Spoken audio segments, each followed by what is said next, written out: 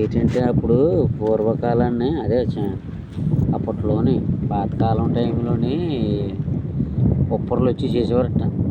ఇది పిఠాపురం ఉప్పర్లో ఎవరో తీశారంట. ఇది గొయ్యలు ఇది తీస్తే అక్కడ ఊరిలాగా ఉండేదంట. మధ్యన ఊరిలాగా ఉంటే చిన్న బావి తీశారంట లోపలికి.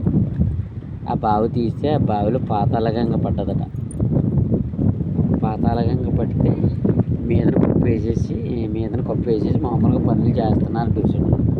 పనులు చేస్తుంటే నైటు ఆ గంగ పొంగి పాతాళగంగ పైకి ఊపుకి ఆ ఊరిని మొత్తం ముంచేసింది.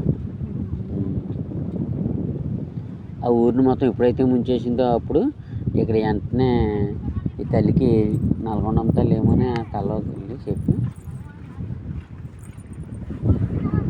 వెళ్ళి చెప్తే ఇలాగే డ్యామ్ కడతామమ్మా అని చెప్పేసి బలి కోరిందని వెళ్ళిపోయారు. ఈ డ్యామ్ కట్టడం స్టార్టింగ్ మీ అత్తయ్యకి పెళ్ళి అవ్వడం స్టార్ట్ అనమాట. మీ అత్తయ్యకి ఇదే ఓపెనింగ్ టైమేనంట పెళ్ళి అవ్వడం. ఇలా గట్టుగా నడిచి వెళ్ళేవారంట. ఇలా గట్టుగా నల్ల ఊర్లో కాయలు పట్టు వ్యాపారాలకి అలా నడిచి వెళ్ళేవారంట. అట్టుగా అంతా ఒక ప్లే గ్రౌండ్ లాగా ఉండేదంట. ఖాళీ స్థలం